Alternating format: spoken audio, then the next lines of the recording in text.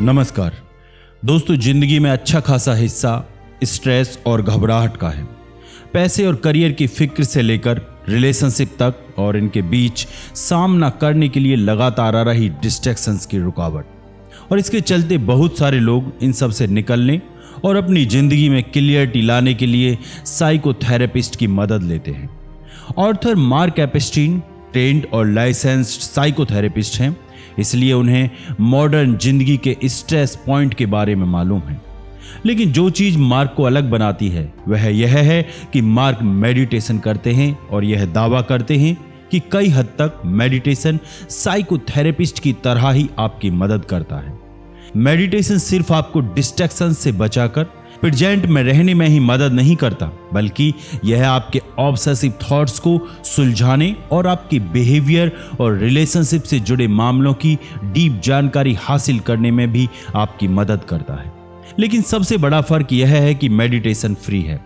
दोस्तों, आज की बुक समरी से आप जानेंगे मेडिटेशन ऑब्सेसिव थॉट से बाहर निकलने में आपकी मदद कैसे करता है और कैसे मेडिटेशन की मदद से एक महिला अपनी पास्ट को क्लियर तरीके से समझ सकी। अगर किसी को मेडिटेशन से प्रॉब्लम है तो इसकी वजह उनकी प्रैक्टिस और ज्यादा रिलैक्स्ड और खुशहाल बनने के मकसद का प्रेशर हो सकता है। यह एक अलग नजरिया है, क्योंकि मकसद फ्यूचर के लिए होता है और मेडिटेशन का काम आपको प्रेजेंट में ले आना है। हालांकि प्रेजेंट में रहना कहने जितना आसान नहीं है। हम में से बहुत सारे लोगों के लिए शांति से बैठकर पास्ट के पछतावे और फ्यूचर की फिक्र से आजाद रहना बहुत मुश्किल है। दोस्तों, अगर आपसे कहा जाए कि आप जो भी कर रहे हैं उसे छोड़कर शांति से बैठ जाएं, तो आपको सेकंड के अंदर ही उन कामों में लग जाएंगे जिन्हें इस हफ्ते तक पूरा किया जाना है, या फिर आप उस नेगेटिव इवेंट के बारे में सोचने लगेंगे जहां किसी को तकलीफ पहुंची थी। आमतौर पर हमारा दिमाग ऐसे ही चलता है, आपको ऑब्सेसिव थॉट से भरी एक इमेजिनरी दुनिया में ले जाता है जहां या तो आप फ्यूचर की फिक्र करते रहते हैं या पास्ट में हुए मतभेदों को याद करते रहते हैं, और यह सारी चीजें आपको प्रेजेंट में जीने से रोकती हैं। दिमाग के प्रेजेंट से दूर रहने की दो प्राइमरी वजह होती हैं। पहली वजह इसका नया और अनप्रेडिक्टेबल होना है। हमारे सेंसेस हर पल नए रिएक्शंस चुनते रहते हैं। इसका मतलब है हमारे सेंसेस हमेशा पल पल बदलते रहते हैं। दूसरा, जब कुछ बुरा होता है तो हमारा मन उसी से जुड़े पुराने वाक्यों पर चला जाता है। इसलिए डरावने नए और अनक्लिकेबल प्रेजेंट का सामना करने के बजाय यह इस तरह की फिक्र से जुड़े पुराने हादसों पर वापस चला जाता है। हालांकि प्रैक्टिस के जरिए आप अपने दिमाग को प्रेजेंट में रहने की आदत डाल सकते हैं। ऐसा करना कारगर है, क्योंकि इसके स्ट्रेस और मजबूत इम्यून सिस्टम जैसे कई फायदे हैं। अपने दिमाग को प्रेजेंट की आदत डालने की प्रैक्टिस साउंड मेडिटेशन से शुरू कीजिए। ऐसा आप कंफर्टेबल और सुकून वाली जगह ढूंढकर वहां आंख बंद करके बैठने से कर सकते हैं। उसके बाद आवाजों पर ध्यान दें जो आपके आसपास से आ रही हैं। ऐसा करने के दौरान बिना जजमेंट या अपने दिमाग में सिनेरियो बनाए सेंसेस का मेंटल नोट लेते रहिए। मिसाल के तौर पर सोचिए कि आपके कान में पड़ने वाली आवाज बच्चे के तेजी से रोने की है या फिर मंद मंद चल रही हवाओं की है। आवाजों को आवाजें ही रहने दीजिए, उन्हें बिना किसी इंटरप्रेशन के चलने दीजिए।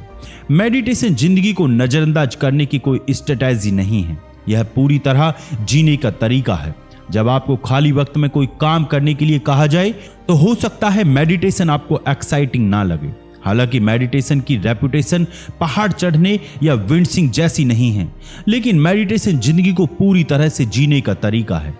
फिर भी बहुत सारे लोग मेडिटेशन की प्रैक्टिस को लेकर गलत समझ रखते हैं। उन्हें लगता है कि मेडिटेशन आंखें बंद करके बैठने और अपनी जिंदगी की प्रॉब्लम नजरअंदाज करने को कहते हैं।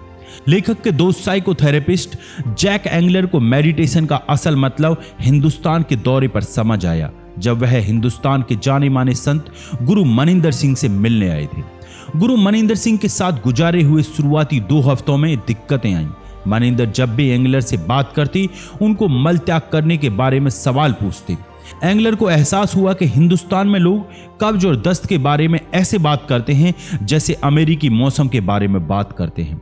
आखिरकार एक दिन एंगलर ने गुरु मनिंदर का सामना किया और उन्हें बताया कि वह यहाँ अपने मल त्याग करने के बारे में बात करने नहीं बल्कि धर्म के बारे में कुछ सीखने आए हैं, जिसे ज्ञान से रास्ते के रूप में जाना जाता है और जो मेडिटेशन से जुड़ा हुआ है। तब मनिंदर ने एंगलर को समझाया कि क्यों उन्होंने शुरुआती 2 हफ्तों में कोई मेडिटेशन टेक्निक नहीं सिखाई। वह समझना चाहते थे कि मेडिटेशन कोई अलग चीज या इसका मतलब अपनी जिंदगी की हकीकत से भागना नहीं है। दरअसल मेडिटेशन का मतलब अपनी जिंदगी के प्रेजेंट मोमेंट से पूरी तरह एंगेज होना है, चाहे यह कोई अच्छा एक्सपीरियंस हो या बुरा। मनिंदर एंगलर को समझाना चाहते थे कि मेडिटेशन इतना बेसिक है जितना कि आप टॉयलेट जाना। मेडिटेशन का इस्तेमाल अपनी जिंदगी की हकीकत से भागने के लिए नहीं किया जाना चाहिए। हालांकि यह भी सच है कि कई लोग इस जाल में फंसकर मेडिटेशन का इस्तेमाल अपनी जिंदगी की प्रॉब्लम से भागने के लिए करते हैं। यकीनन जॉब ढूंढने, अपने रिलेशनशिप को ठीक करने जैसी जिंदगी की रियल प्रॉब्लम पर ध्यान देने के बजाय एक किनारे बैठकर सिर्फ अपनी सांसों पर फोकस करना अच्छा लग सकता है। फिर भी मेडिटेशन आपकी जिम्मेदारियों के बीच दीवार खड़ी करने का नाम नहीं है। मेडिटेशन यह सीखने का एक तरीका है कि कैसे आप अपने प्रेजेंट मोमेंट पर फोकस कर सकते हैं, चाहे वह मोमेंट अपने पार्टनर के साथ झगड़े का हो या पहाड़ों पर कोई दिल लुभाने वाला नजारा हो। मेडिटेशन से आपके अंदर पूरी तरह से प्रेजेंट में जीने की स्किल डेवलप होती है। माइंडफुलनेस मेडिटेशन का सबसे अच्छा तरीका है। तो क्या मेडिटेशन और माइंडफुलनेस में फर्क है? हाँ, माइंडफुलनेस मेडिटेशन का एक तरीका है और आज की मॉडर्न दुनिया में इस तरीके का सबसे ज्यादा इस्तेमाल होता है। जहां एक तरफ मेडिटेशन की ज्यादातर प्रैक्टिसेस मंत्र या मोमबत्ती जैसी किसी एक चीज पर फोकस करती हैं, वहीं दूसरी तरफ माइंडफुलनेस का मतलब किसी एक चीज पर ठहरना नहीं बल्कि हर तरह के सिनेरियो के लिए तैयार रहना है। यकीनन माइंडफुलनेस फायदेमंद है, लेकिन इसकी सनक चढ़ जाना भी मुमकिन है। याद रखें, माइंडफुलनेस सिर्फ खुद को बेहतर बनाने का एक तरीका है। आपको हर गुजरते हुए मिनट पर बहुत ज्यादा ध्यान देने की जरूरत नहीं है। बौद्ध धर्म किसान की एक कहानी के जरिए हेल्दी माइंडफुलनेस समझाने की कोशिश करता है। फसल काटने से पहले किसान को ध्यान रखना होता है कि गाय उसकी फसल को ना खा लें, लेकिन फसल काटने के बाद उसे सिर्फ इतना ही श्योर करने की जरूरत है कि गाय इधर उधर ना भटकें। आप यही नजरिया माइंडफुलनेस के लिए भी अपना सकते हैं। कुछ वक्त अटेंटिव रहने के बाद माइंडफुलनेस दूसरी प्रायोरिटी बन जाता है, इसलिए आपको यह ऑब्सेसिव प्रैक्टिस जारी रखने की जरूरत नहीं है। माइंडफुलनेस की पॉपुलैरिटी की एक सबसे बड़ी वजह यह भी है कि यह दूसरे एडवांस मेडिटेशंस की तरफ बढ़ने के लिए पहला कदम है। बहुत सारी बुद्धिस्ट ट्रेडिशन में माइंडफुलनेस का इस्तेमाल इसी वजह से किया जाता है। दरअसल माइंडफुलनेस मेन कोर्स को समझने के लिए पहला कदम है। एक और बौद्ध कहानी के हिसाब से बुद्ध माइंडफुलनेस को नदी के पार निकलने का एक जरिया समझते थे। एक बार जब आपने नदी पार कर ली हो तो उस जरिए को आपको अपने साथ ले जाने की कोई जरूरत नहीं है। माइंडफुलनेस को पीछे छोड़ दीजिए ताकि आप मेडिटेशन के दूसरे तरीके सीख सकें। दोस्तों, मेडिटेशन को एक स्पिरिचुअल या मुश्किल काम समझने की जरूरत नहीं है। आप इसे कंसंट्रेशन एक्सरसाइज की तरह समझ सकते हैं। सबसे पहले बैठने के लिए एक शांत जगह ढूंढिए। अगर आप यह एक्सरसाइज सुबह करें तो ज्यादा अच्छा होगा।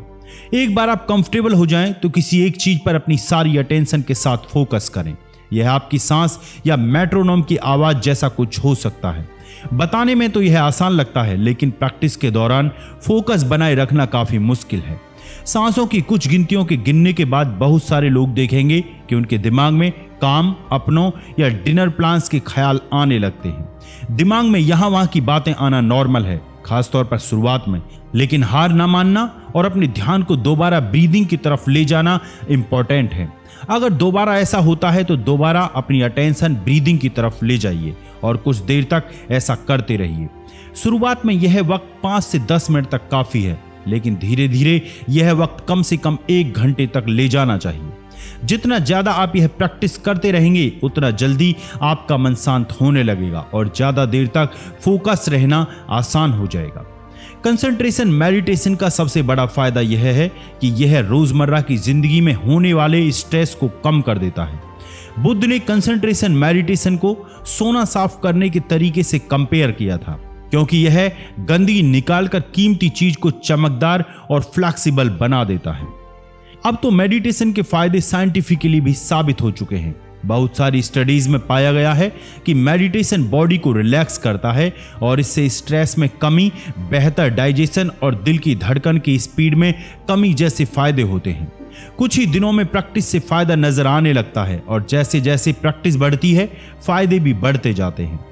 एप्स्टीन कैंसर से जूझ रहे एक युवक को जानते थे। जिसे पीआईटी टेस्ट सहित बहुत सारे टाइम टेकिंग टेस्ट कराने पड़ते थे। यह टेस्ट काफी स्ट्रेसफुल होते थे, लेकिन अच्छी बात यह है कि यह युवक कंसंट्रेशन मेडिटेशन करता था, जिसकी वजह से यह स्ट्रेसफुल काम उसके लिए काफी आसान हो गया था। मेडिटेशन साइकोथेरेपी की तरह होता है और यह नेगेटिव थॉट्स को पहचानने में मददगार है। मेडिटेशन और साइकोथेरेपीज को एक जैसा नहीं समझा जाता, लेकिन असल में इन दोनों में ही काफी चीजें एक जैसी हैं। मेडिटेशन और साइकोथेरेपी दोनों ही आपके थॉट की ताकत को अच्छे तरीके से समझते हैं। मेडिटेशन का सबसे बड़ा फायदा यह है कि यह आपको अपने थॉट पैटर्न को समझने और बार बार आने वाले थॉट्स को पहचानने में मदद करता है। मिसाल के तौर पर, जब भी आप मेडिटेशन करते हैं, खुद पर बहुत सारा सख्त हो जाते हैं। आपके दिमाग में बार बार मैं यह नहीं कर सकती, मैं यह नहीं कर सकता जैसे कामतरी का एहसास करने वाले ख्याल आने लगते हैं। अगर मेडिटेशन फायदेमंद ना होता तो ऐसे थॉट पैटर्न का शिकार इंसान नशे की लत में पड़ जाता, या फिर उसे पार्टी करने, दिन भर घर में बैठकर शो देखने और इन जैसी प्रॉब्लम्स को लेकर बेहद परेशान होने की आदत भी पड़ सकती है। फॉर्चुनेटली हमारे पास मेडिटेशन का ऑप्शन है, यहाँ तक कि कुछ देर का मेडिटेशन नेगेटिव इमोशन और उसके नतीजे में दुखी होकर बैठने और आइसक्रीम खाने की चाहत जैसी चीजों से बचने में मदद करता है। जब आप मेडिटेशन करते हैं तो यह आपको बैठकर अपने इमोशन समझने और यह जानने में मदद करता है कि नेगेटिव इमोशंस की वजह क्या है। मेडिटेशन का दूसरा मेडिकल फायदा यह है कि यह आपको नेगेटिव थॉट्स को पहचानने और उन्हें बदलने की अपॉर्चुनिटी देता है। इसका एक एग्जाम्पल यह हो सकता है कि आप चार्मिंग, दरियादिल, मजबूत और कामयाब होने का दिखावा कर रहे हों, जबकि अंदर से बुज़दिल, बेईमान, जरूरतमंद और न जाने कितने ही नेगेटिव थॉट्स का शिकार हों। हालांकि इन थॉट्स की रियलिटी जाने बगैर अपने आप को कोसना बहुत आम है, लेकिन मेडिटेशन की वजह से इन थॉट्स को पहचानने और इन्हें हल करने में मदद मिलती है। जब आप मेडिटेशन करते हैं और अपने नेगेटिव थॉट्स की वजह समझने की कोशिश करते हैं, तो आप प्रॉब्लम को सॉल्व करने के लिए साइकोथेरेपी से मिलता जुलता तरीका अपनाते हैं। दोस्तों, लोगों को गलतफहमी यह है कि मेडिटेशन प्रॉब्लम को नजरअंदाज करता है।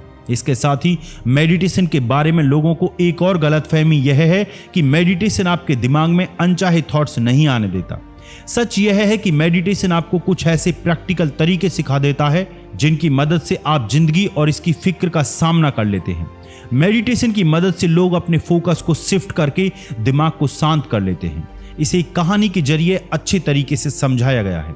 यह कहानी स्पिरिचुअलिटी की तलाश कर रहे एक शख्स के बारे में है, जो 5वीं सेंचुरी के चीनी स्पिरिचुअल टीचर बौद्धि धर्मा के पास पहुंचा। हॉक ने जब बौद्धि धर्मा से मदद मांगी तो उन्होंने उसके जवाब में उसके परेशान मन को देखने की गुजारिश कर दी। मैंने अपने मन को समझाने की कोशिश की, लेकिन उस पर पकड़ नहीं हासिल कर सका। जिसके जवाब में टीचर ने कहा, अब तुम्हारा मन शांत हो गया है। इससे यह पता चलता है कि हमारा एनालिटिकल फिक्रमंद मन हमारी कॉन्शियसनेस से अलग होता है। इसी तरीके से हम इस दुनिया का एक्सपीरियंस करते हैं। इसलिए अपने अटेंशन को उलझे हुए मन से हटाकर कॉन्शियस पर फोकस करने से हम शांति पा सकते हैं।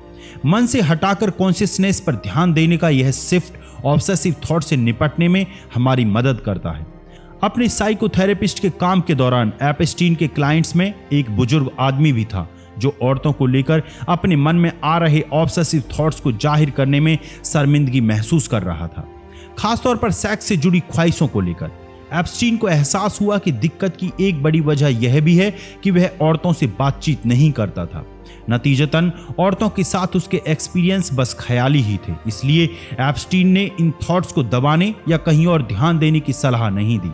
उन्होंने अपने क्लाइंट को औरतों को नजरअंदाज ना करने की सलाह दी और अपना ध्यान दिमाग से कॉन्शियसनेस पर शिफ्ट करने को कहा।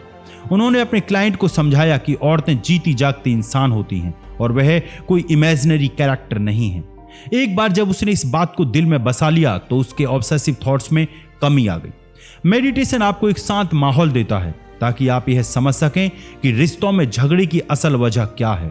अगर आपकी कभी अपनों से बहस हुई है तो आप समझ सकते हैं कि यह झगड़ा बीच में जिंदगी और मौत का सवाल लगने लगता है।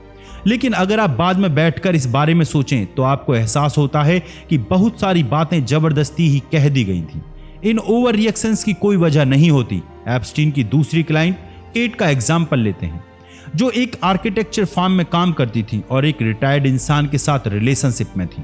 कैट के रिश्ते में मुश्किलें आ रही थीं और इसकी वजह उनके घर में फैली गंदगी थी। कैट मानती थी शॉपिंग और कुकिंग सहित घर के ज्यादातर काम उसका पार्टनर करता है, लेकिन वह गंदगी भी बहुत फैलाता है। कभी कभी जब वह ऑफिस से घर लौटती हैं तो घर में यहाँ वहाँ चाय के कप, कपड़े और कागज फैले हुए पाती। यह कोई बड़ी बात ना लगे, लेकिन इसकी वजह से उनके बीच में बहुत झगड़े होते थे। अब यह जिंदगी का एक और पहलू है जिसमें मेडिटेशन आपकी मदद कर सकता है। इस मामले में मकसद गुस्से के पीछे की असल वजह जानना है, जिसकी वजह से आप अपनों से झगड़ते हैं, और उन चीजों को एक्सेप्ट करना है जो आप बदल नहीं सकते। जैसा कि कैट ने जाना, मेडिटेशन आपको एक शांत माहौल देता है ताकि आप अपने बिहेवियर की असल वजह जान सकें और अपने थॉट्स, फीलिंग और मोटिवेशन को अच्छे से ऑब्जर्व कर सकें। कैट को एहसास हुआ कि उसे उसके गुस्से की वजह घर की गंदगी नहीं, बल्कि उसके पार्टनर का उसकी जरूरत को ना समझना है। हालांकि घर को साफ सुथरा देखने की उसकी ख्वाहिश बेतुकी नहीं थी, वह समझ गई थी कि उसके गुस्से की वजह उसके पार्टनर का कम ध्यान देना है। हकीकत यह थी कि उसका पार्टनर उससे थोड़ा सा ज्यादा गंदगी फैलाता है, और यह एक आम सी बात है। मेडिटेशन की वजह से कैट चीजों को अच्छे से समझ सकती थी और अब उसकी जिंदगी में कम झगड़े थे। अब वह अपने पार्टनर की कोशिशों की तारीफ करने लगी थी और घर को अपने हिसाब से सेट करने के लिए कुछ वक्त निकाल लेती थी। दोस्तों, अपनों पर गुस्सा निकालने के साथ एक और चीज जो अक्सर होती है वह यह है कि हम अपने आप सोच लेते हैं कि सामने वाला हमसे गुस्सा है, जबकि वह हमारे बारे में बिल्कुल सोच भी नहीं रहा होता है। दुख की यह बात भी है कि यह गलतफहमियां सालों तक भी बरकरार रहती हैं। यह मामला भी मेडिटेशन के जरिए ठीक किया जा सकता है। मेडिटेशन की मदद से आप अपने दिमाग में चल रही उस खुराफात को समझ सकते हैं जिसका हकीकत से कोई लेना देना नहीं है। जैसे कि कभी कभी बिना कुछ किए ही पछतावे का एहसास होना। क्योंकि मेडिटेशन करने की वजह से आपको अपने दिमाग को अच्छे से समझने का मौका मिलता है, खास करके तब जब चीजें बहुत उलझाऊ नजर आने लगती हैं। डेली मेडिटेशन करने का यह एक और फायदा है, क्योंकि बार बार सोचने से हम उन नेगेटिव थॉट्स की सच्चाई पर सवाल करने लगते हैं जो हमारे दिमाग में लंबे वक्त से घर किए हुए हैं। एप्स्टीन की एक पेशेंट मार्था के साथ ऐसा ही हुआ, जो बहुत खुशदिल और खुले मजाक की थी, लेकिन सेक्स के बारे में बात करने में उसे शर्मिंदगी होती थी। सेक्स को लेकर उसके एम्बेरसमेंट की वजह पुरानी थी। जब वह 11 साल की थी तो उसके घर पर उसका एक कजिन भी रहता था, जो कई बार रात में उसके कमरे में आ जाता था। एक बार मार्था के फादर ने उन्हें देख लिया, जिसके बाद मार्था के अपने परिवार वालों से, खासकर अपने फादर से रिश्ते खराब हो गए, जिसकी वजह से मार्था को लगने लगा कि उसने कोई गलत काम किया है। हालांकि मेडिटेशन की मदद से मार्था धीरे धीरे अपने पास्ट की इस गलतफहमी से बाहर निकल गई और वो दूसरा सिनेरियो समझ गई थी कि उसके कैथोलिक फादर उससे दूर इस वजह से हुए थे क्योंकि वह अपनी जवान होती बेटी को लेकर थोड़ा सा अनकंफर्टेबल हो गए थे। अपने पास्ट के बारे में यह जानकर उसके कंधे से एक बड़ा बोझ उतर गया था, जिसकी वजह से सेक्सुअलिटी को लेकर उसके मन में जो शर्मिंदगी थी वह खत्म हो गई। वह इस दुख से आजाद हो गई थी कि वक्त से पहले सेक्सुअल एक्सपीरियंस की वजह से उसने अपने फादर का प्यार खो दिया है। मेडिटेशन करने के बहुत सारे तरीके हैं और हर तरीके के अपने फायदे हैं, लेकिन एक चीज जो याद रखने वाली है वह यह है कि मेडिटेशन आपको लाइफ की प्रॉब्लम नजरअंदाज करने के लिए एनकरेज नहीं करता, बल्कि मेडिटेशन आपको अपने इमोशन और थॉट्स को अच्छी तरह से समझने के तरीके और शांत माहौल को प्रोवाइड करता है, ताकि आप अपनी फीलिंग और थॉट्स की असल वजह जान सकें। इस नजरिए के साथ आप अपनी जिंदगी की प्रॉब्लम्स को आसानी से हल कर सकेंगे। दोस्तों, अब वक्त है इस बुक समरी के कंक्लूजन का। मेडिटेशन प्रैक्टिस को साइकोलॉजी की तरह समझने की जरूरत है। लगातार मेडिटेशन करने की वजह से लोग थेरेपी से होने वाले मेंटल हेल्थ के फायदे हासिल कर सकते हैं। इसके साथ ही आप अपने थॉट्स, इमोशन और बिहेवियर को गहराई से समझ सकते हैं। ऑथर मेडिटेशन और साइकोथेरेपी दोनों का एक्सपीरियंस रखते हैं और वह इस बिना पर दावा करते हैं कि मेडिटेशन ने बहुत सारे लोगों को सेल्फ स्टीम और ऑब्सेसिव थिंकिंग की वजह से होने वाली मुश्किलों में मदद की है। बहुत ज्यादा मेहनत करने या खुद पर सख्त होने की जरूरत नहीं है। जब बात मेडिटेशन की हो तो ज्यादा मेहनत करना कारगर नहीं होता। मिसाल के तौर पर अगर आप ब्रीदिंग मेडिटेशन कर रहे हैं, जिसमें लंग से बाहर आती और अंदर जाती सांस पर फोकस करना होता है, आप ब्रीदिंग को कंट्रोल करके उसे लंबा करना चाहते हैं, तो इसका असर उलट हो जाएगा। आपकी बॉडी जैसी भी है वैसे ही ऑब्जर्व करना होगा। अगर आपकी ब्रीदिंग रेगुलर है तो बस इसे नोट कीजिए। मेडिटेशन के जरिए से ठीक करने की कोशिश मत कीजिए। भटकते हुए मन के साथ भी ऐसा ही है। अगर आपको लगता है कि आपका फोकस काम से हट रहा है तो जबरदस्ती इसे काम पर मत लाइए, बल्कि कोशिश कीजिए कि कितने हल्के और प्यार से आप अपना फोकस दोबारा अपने काम पर ला सकते हैं। दोस्तों आपको ये बुक समरी कैसी लगी कमेंट्स बॉक्स में जरूर बताएं और इसी तरह की ऑडियो बुक समरीज के लिए इस चैनल को लाइक करें, सब्सक्राइब करें एंड शेयर करें। बहुत बहुत धन्यवाद। खुश रहिए।